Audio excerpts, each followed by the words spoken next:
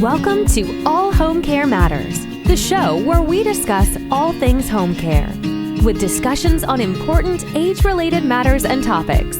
Brought to you by Enriched Life Home Care Services, the #1 rated home care provider in Michigan by Top Rated Local.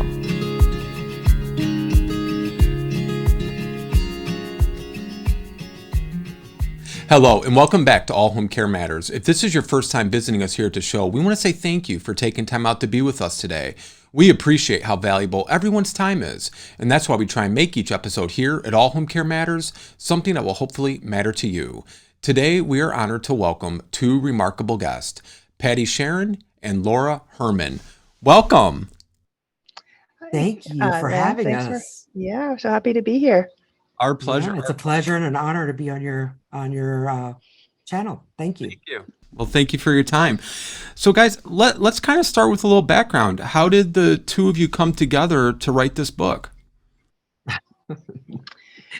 Well, Patty actually wrote the book initially, and so when she and I met on LinkedIn, we ended up kind of collaborating from there. But Patty's got such a great story about how she came to initially get to the point of writing the book. It sounds like a great place to start. Awesome. Thank you. Yeah, for decades, I worked at a job where I was miserable, but I had no choice. Today, I have a job I love, but the people I work with have no choice. Along the way, I've learned many, many important lessons. I became a single mom when my daughter was less than 2 years old. I was fortunate to get a $25 an hour job at an investment bank in New York City, but the job I did wasn't very fulfilling. But I had great benefits, so I kept working there.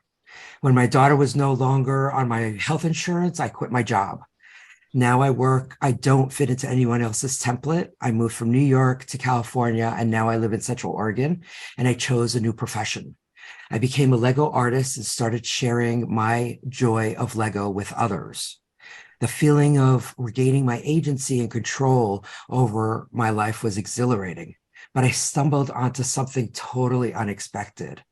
I had a friend who managed a memory care community for people living with Alzheimer's and dementia, and I asked if I could do a Lego session with her residents using Duplo bricks and pieces, and she loved the idea. Great. I didn't know if it was going to work. At that time, no one had done that sort of thing.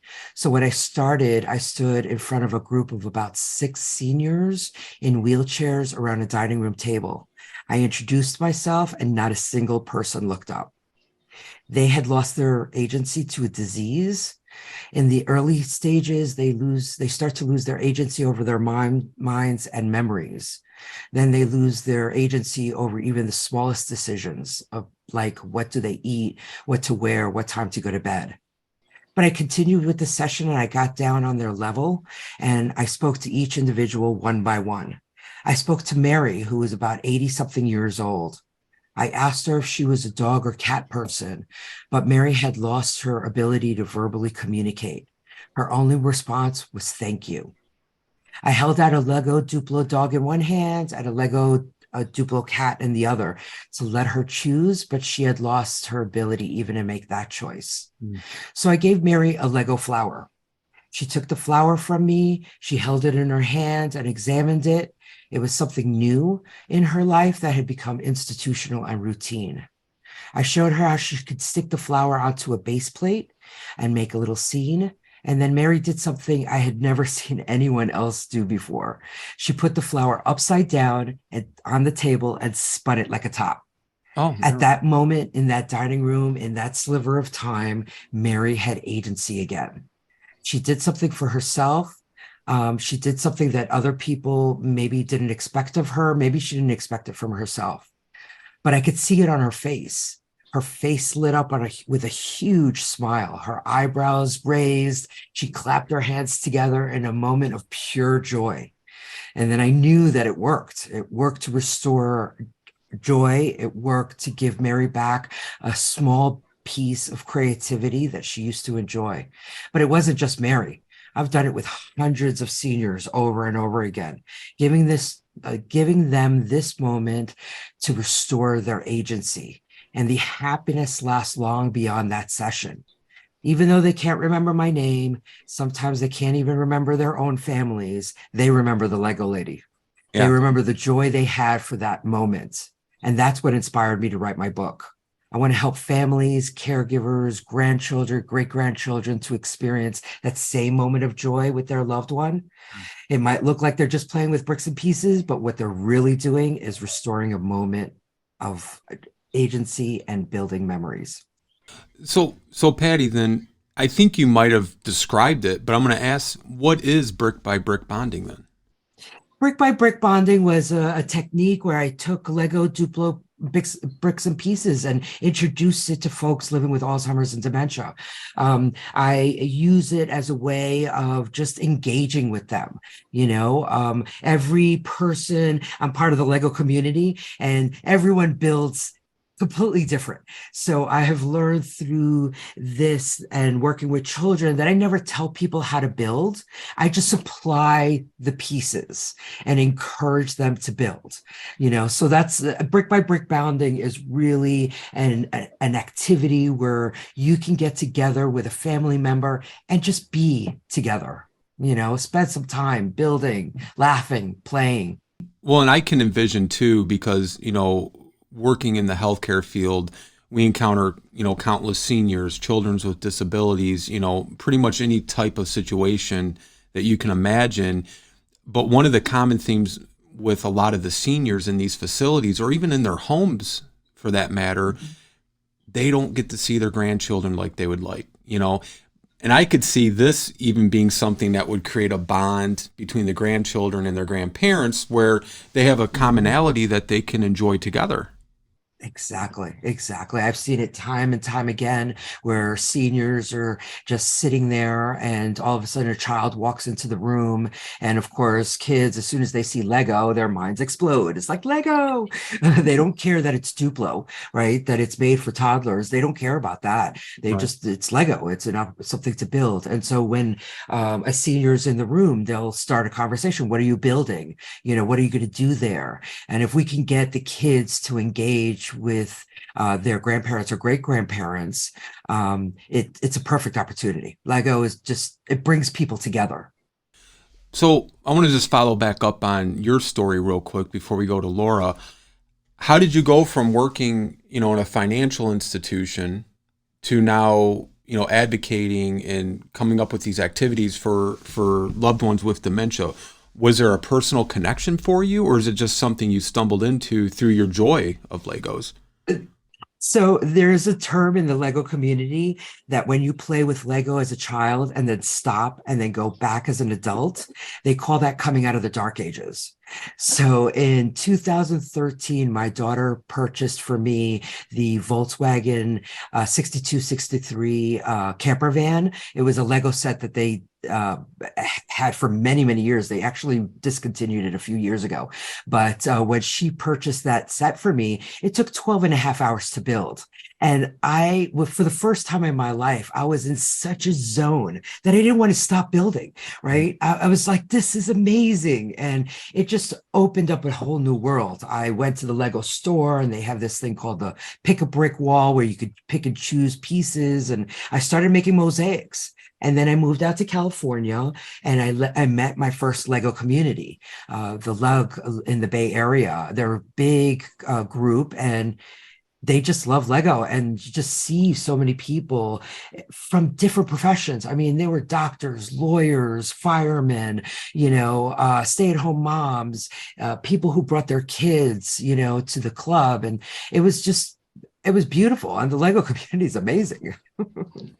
If you've ever seen Lego Masters, you'll know that they really, truly care about each other. But where was the point, though, that you transitioned from taking your love and passion for Legos to the people living with dementia? How did that intercede? So I started just like everyone else, working with kids, and I loved working with kids, and that was a lot of fun. But it's kind of tough when you got about 30 kids coming at you, Right. and I was like, I need something a little different. And I'm like, there's got to be another population, because there's a lot of people working with kids, right? And Lego, many, many professionals out there doing all sorts of different activities. And I was like, there's got to be a different population that could really benefit from Lego as a tool. And I started doing this thing called Lego and Libations with adults, but that was kind of hard to, at the time, getting people from San Francisco to, come to a live event was a little difficult. And then, like I said, I was having a conversation with a friend of mine who owned a memory care community. I'm like, I have this idea about working with seniors. And she's like, do you want to try it at my place? And I'm like, yes, please. And it was a hit that first time. I mean, that experience with Mary happened on that first day that I met her.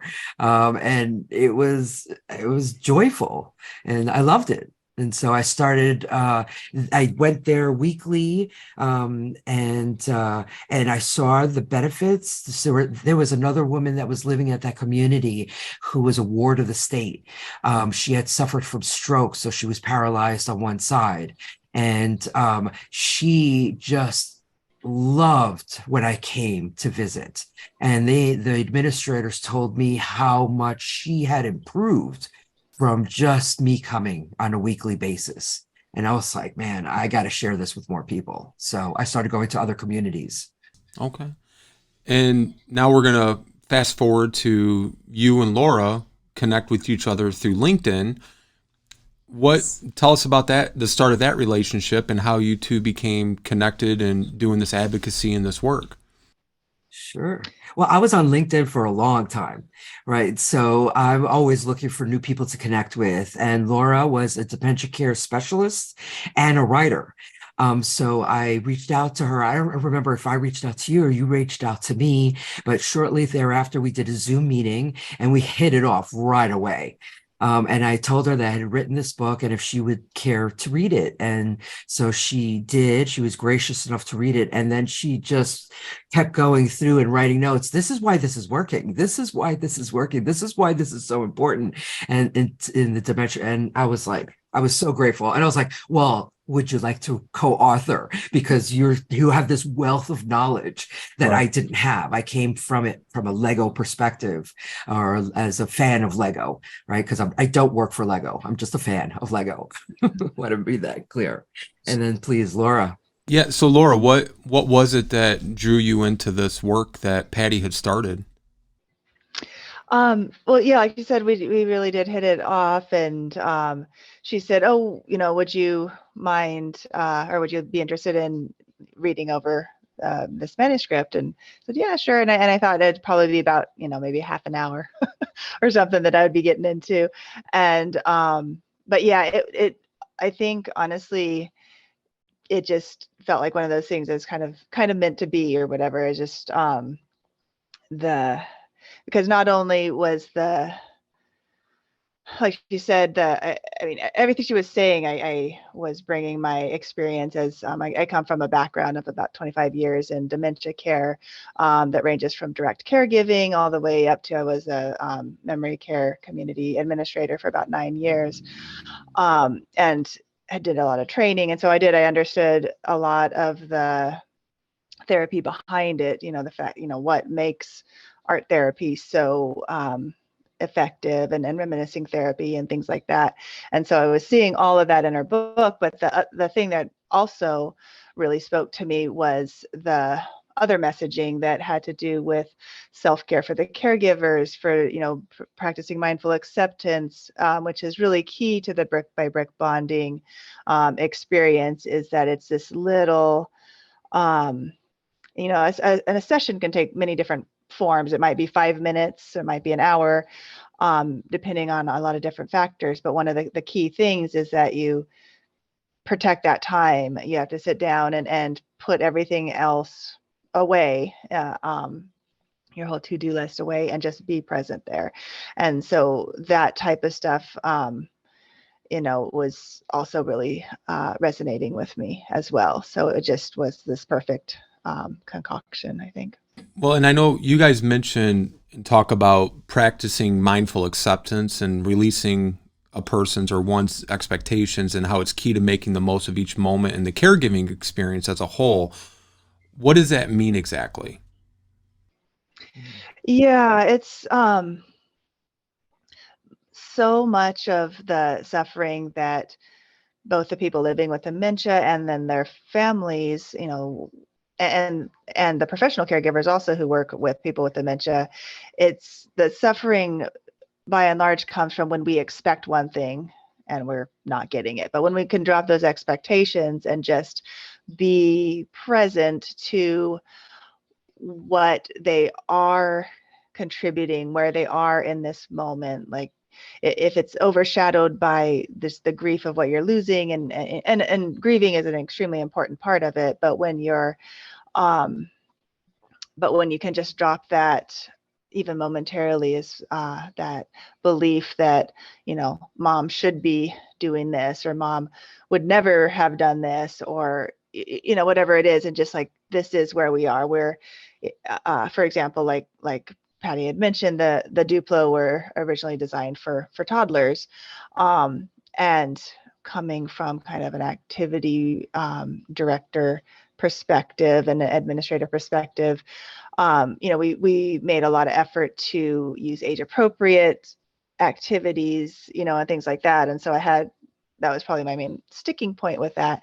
But really what it boiled down to, I do wish there were maybe some that looked a little bit different, that were designed specifically for seniors, but still, that is just an example of having an expectation. And when you just drop that the fact that she's playing with something that was originally designed for a child means, has all this meaning attached to it. It means that she's losing her mind. It means that, represents all this loss.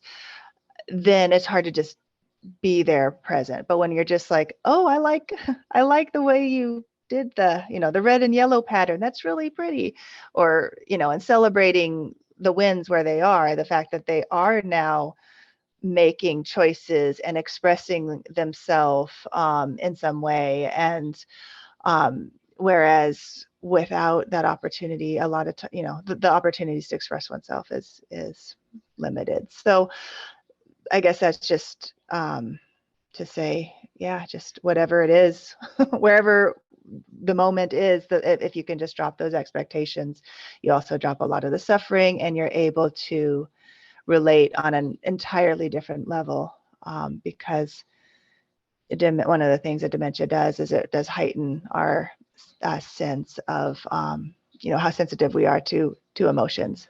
So if we're feeling resentful or grieving, or anything along those lines, then they're going to be picking up on that resistance and reacting to that.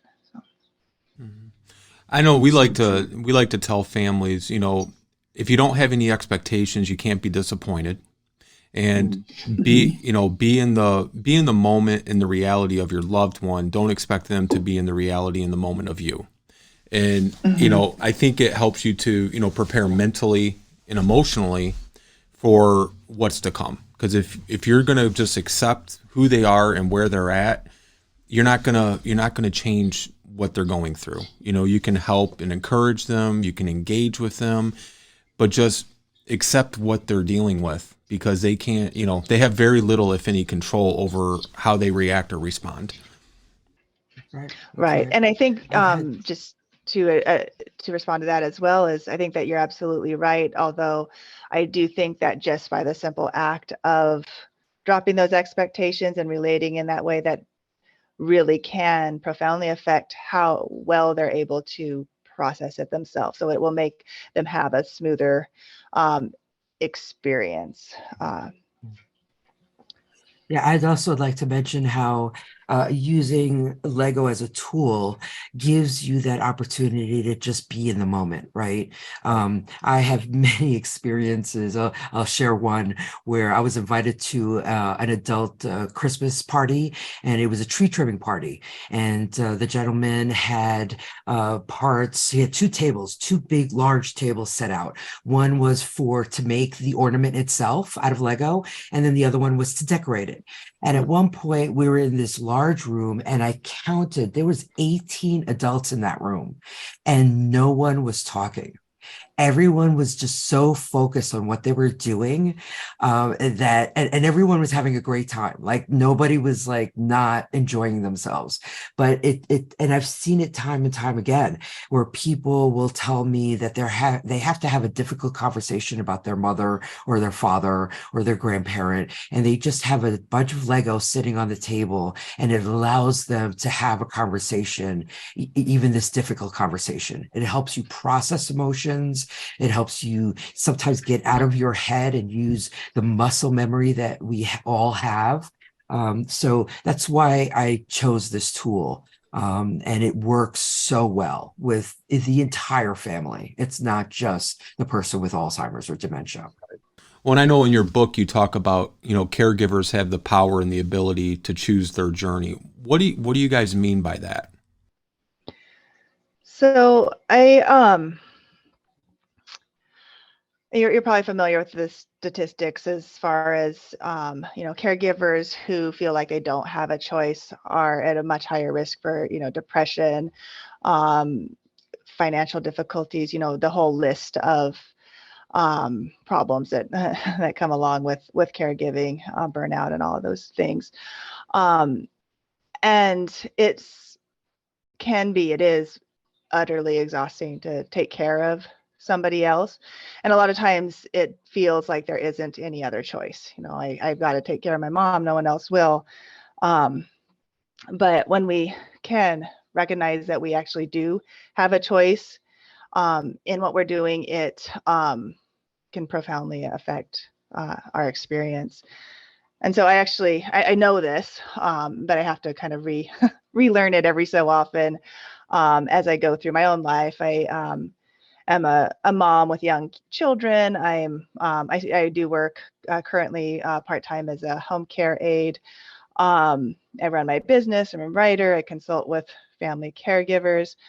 My daughter has a rare disease, so I've got a lot of things on my plate. I'm very, very busy, and it's really easy to get, even with knowing what I do intellectually, it's so easy to get overwhelmed with just trying to keep up with the responsibilities of daily life. And it's really also easy to forget that for the most part, everything that I have on my plate is stuff that I want, that I love. But the busier that life gets, the more I'm tempted and tend to neglect my own needs. So I will find that I'll push myself, stay up later, or I'll get up earlier. I'll try to steal a few minutes by skipping my walk, or I don't feel like meditating, so I'm just not going to do that. And then so the next day I'm more likely to choose to skip those things again. And what happens is that every time that I do that and sacrifice one of my needs, I kind of lose a little bit of perspective, and I start getting more anxious. I start getting a little more impatient, or be more likely to make snap decisions, and also to make choices that where I direct my energy in ways that really ultimately spread me too thin and take me away from my goals. And so all of this is happening, and I tend to blow things out of proportion. Everything starts just feeling urgent and enormous, and I start feeling more overwhelmed and more underappreciated and more put upon and resentful. And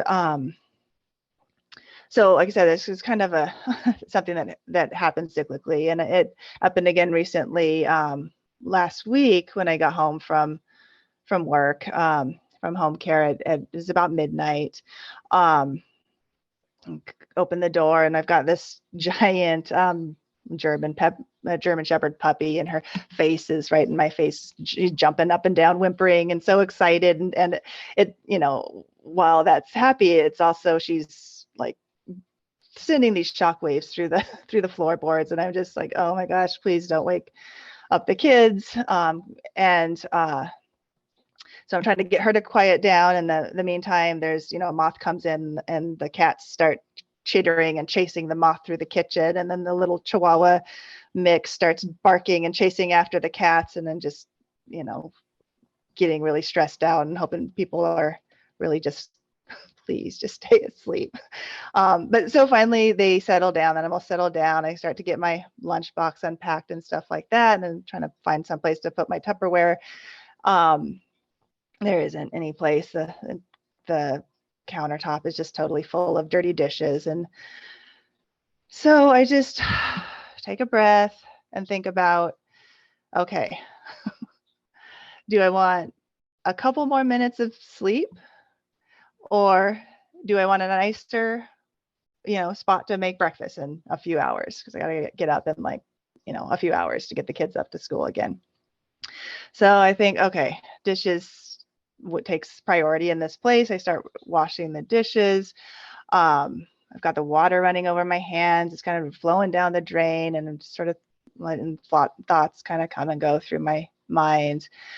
And just have been feeling really kind of run down, kind of incompetent, and just this general unease, but I can't really put my finger on it exactly, what's going on. And it just, everything, my mind feels kind of blank, like there's clouds covering the whole thing.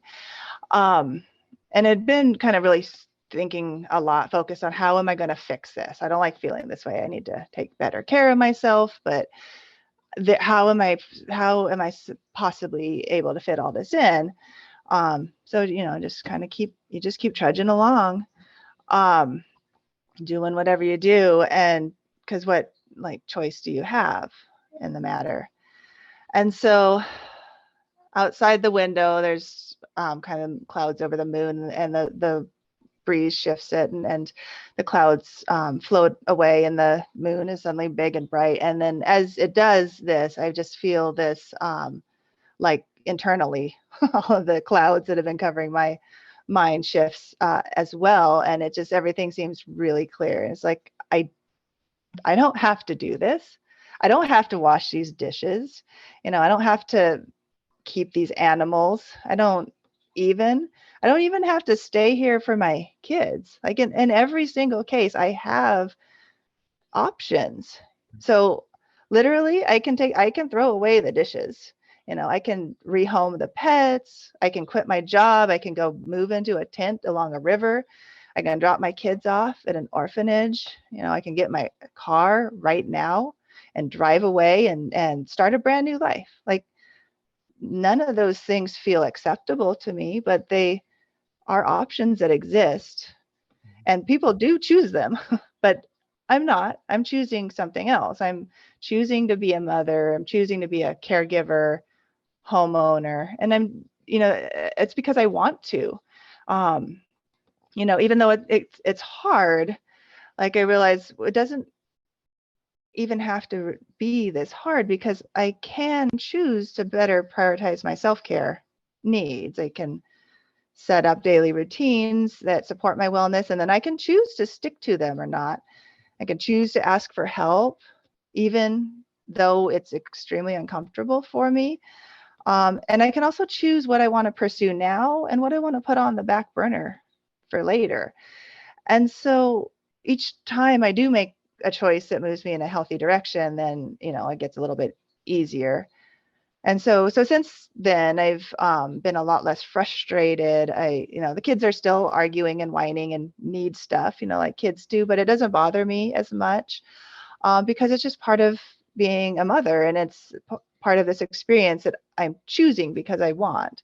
So reframing it in that way is so powerful. And interestingly, same with people with dementia, the less I'm bothered by their behavior, the less it happens, because I contribute subconsciously, without even realizing. that I'm doing so. And so now it's just that much easier to just laugh at the animals being silly and smile at the family and feel the warm water on my hands as I, watch my kitchen that I am lucky to own, like just get a little bit cleaner in the nighttime.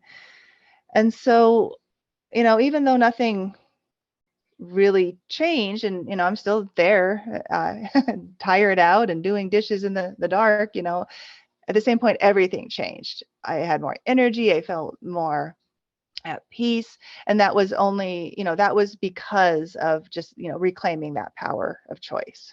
Mm-hmm. That makes sense. I want to ask the two of you now, for our viewers and listeners who may be watching or listening to this, and they're saying, this sounds wonderful. This is a great idea, but we don't have Legos. We don't have Duplos, but we have, blocks, or we have Lincoln Logs. Would you say the same concept applies for them? Absolutely. Absolutely. Also keep in mind that Lego's been around for more than 60 years. Duplo's been around more than 50 years.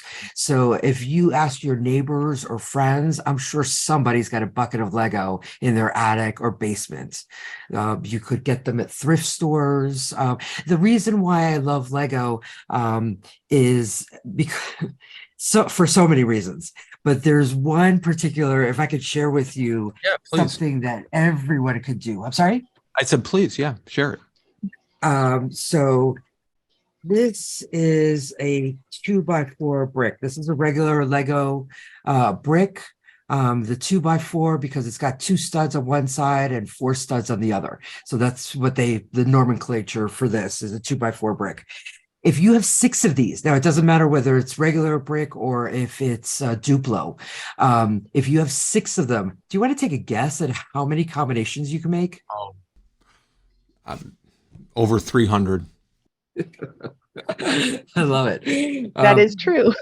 It is true. That's right. What's the answer? The actual number is 915 million. 103,765 different combinations with just six of these. Wow. It's mind-blowing, right? Yeah. So I always keep 6 bricks on my desk, and anytime I'm faced with a challenge, I will just, build a new combination, right? Because 915 million is infinite on a human level, right? No one's going to sit and make 915 million. In fact, a friend of mine figured out it would take 29 years if you did one every second. So wow. That's not going to happen. So with 6... Yeah, go ahead, sure. Go ahead. It's just a creative thinking exercise, so anytime I'm faced with a problem, I just sit there and just try to come up with a new combination. Again, you're getting out of your head and you're using muscle memory to force it. So most people tend to fall back on 5 or 6 builds, right? And that's usually because you're stuck in your thinking. But if you try to force yourself to come up with a new combination every single time, then, a solution to your original problem will appear because you're focusing on something else. So that's why I love Lego. Yeah. It's an endless entertainment. As far as kind of the broader question is do these concepts work with other artistic media? Yeah, they do. And depending on exactly how you maybe set up the sessions, you might derive more benefit or less benefit in different ways. But yeah, if you have Lincoln Logs or you have blocks or you have paint, it's essentially a form of art therapy that uses Lego as the medium. So it for the most part, the big core benefits will translate. The Duplo Lego, one of the, it helps with the hand-eye coordination and the fine motor control and things like that. But yeah, there's a lot of the concepts will carry over to other media. Right. And just remember to release your expectations, right? You give them paint. You don't expect, a Picasso, right? You're just putting paint to paper is good enough, right? Sure. Do you guys ever encounter obstacles that families have where maybe they say, well, my mother would never do that. That's for children. And, how do you best respond to those kind of concerns? I usually like to start with the minifigures and the animals, because that uh, I think a lot of seniors really relate to it. The horse also has been a huge, huge hit. Um, yeah, I don't know if Laura, you have something else to add. Well, again, coming from, the community facility, to use the F word, standpoint, yes, it had a lot of pushback, concerns, resistance from family members primarily, about, though that's kindergarten stuff, that's so demeaning, whether it was, we never actually used Lego in my time, but in different things because they were so limited. And maybe their dexterity or other abilities, some of the artistic work that they would come up with would end up not looking as they might hope. And so that's kind of alluded to that earlier, that we would put a lot of effort into avoiding just choosing age appropriate things, failure free type things. Well, And one thing. Oh, go ahead. Sorry. I just realized. So there were times where there were people who they would say, I don't play with toys. And I'd be like, okay, hang out with us then. Let's have a conversation, keep us company, and then I would, hand everyone a base plate. I always started with a base plate and then animals or bricks. And I always found that there were so many different types of builders out there. And so I would continue with a session. So there, for one example, I went to a memory care community where a woman was kind of ornery. She was known to be ornery. She was just very difficult. Everyone, knew that about her. So every week I would always ask her, would you like to build with us? And she's like, I don't play with toys. I'm like, okay, no worries. I'm just going to leave this here in case you change your mind. And I would go on and I would support all the other residents. We did this for 3 months, weekly. Wow. Every week was the same thing. I'm just going to leave these here in case you change your mind, right? You do not have to do anything you don't want to do. And I would go on to the next residence. One day I'm going around the room and I walk over by her table and she had 2 lines of minifigures facing each other. They were all males. And I was like, would you like a female or maybe an animal or something else for your scene? Oh, and she had one minifigure standing over to the side. And she says, no. She's like, these are college football players. And that guy's a scout for the NFL, wow. And I was like, whoa, that's awesome. And she's like, yeah, I think it's useless to build without a story. And I was like, oh, is that what it was? That was her, whole thing. She needed to have a purpose of why she was building, right? So it took a while to figure that out. But once we figured out that she needed a story, to go with her build, then she was okay with building, right? Wonderful. And I've seen that time and time again. People have different reactions. But once they see everyone else having fun with the colors and the minifigures and building or just talking, they usually either just sit there and engage, or they start building themselves. And it's okay if you don't want to build. I mean, I never force anybody to build. Now, how long has the book been out, Sherry? It came out in February 17th. Do you have any reviews or feedback that you want to share that has really meant a lot to you or that has stood out? Absolutely. I part of the Lego community, it's really funny because every time I share this with the Lego community, they're always like, oh my God, why didn't I think of this? I wish I had, thought about this when my grandmother was alive or my grandfather, right? I've had many families. I used to play with a woman. I met her when she was 103 years old. Wow. And we played for 3 years. and she used to, her daughter used to come and visit, and I have a wonderful, beautiful photo of her 80-year-old daughter playing with her mom, and she used to love this. So I've had many folks just, when we started the activity, we would tell the families, doctors, nurses, care providers. I mean, everyone would just come and join us and just spend a few minutes to just be and just, relax from their regular responsibilities and just, enjoy it. So yeah, we've had lots Incredible. of people. In fact, I was just listening to your podcast from that just was released, and I noticed that Loretta was in the magazine Mirabelle, I think it was. Mirador, that's right. And so Loretta wrote the forward in our book, which was really super exciting. Oh, really? Okay. Wonderful. I met her again, same thing, on LinkedIn, met on Zoom, and we started the conversation. She's like, "What?" And then she told me her story with her mom and everything, and how much they played up until the end. Well, I believe they're in Oregon. No, we're in Oregon. Loretta lives in. But I mean the magazine. You're talking about Door? Yes, they're in Portland. Yes, yeah, wonderful people. If you have a chance, you should reach out to them. They're just incredible. Definitely want to look into their magazine because it sounded amazing. Yeah, it's pretty neat. It's pretty neat. Laura, do you go on site with any of these activities or any of the work with the Legos, or are you strictly just kind of the dementia expert for the book? I haven't taken the brick by brick bonding to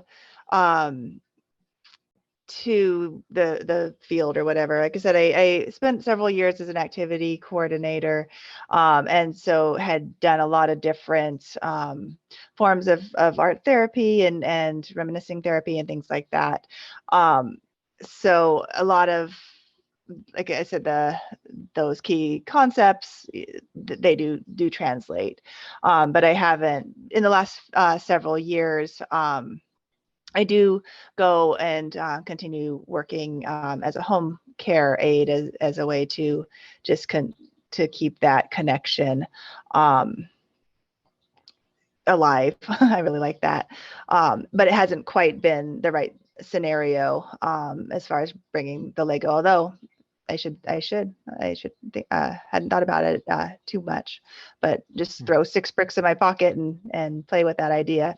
But yeah, but most of what I'm coming at it with, is sort of that experience from the past, as well as, really the other beneficial, the therapeutic benefits of it. So.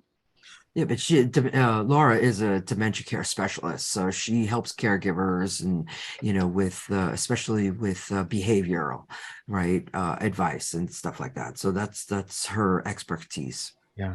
I try to teach family caregivers how to uncover the message in their loved one's behavior, specifically to identify which needs might be unmet, and by meeting those needs, people feel and function at their best when their needs are met. And that pertains to what, the people living with dementia, but also the caregivers. And, like I mentioned in my story, if you're not meeting your own needs, you're not being able to show up at your best for your loved one or for yourself. So it's really important.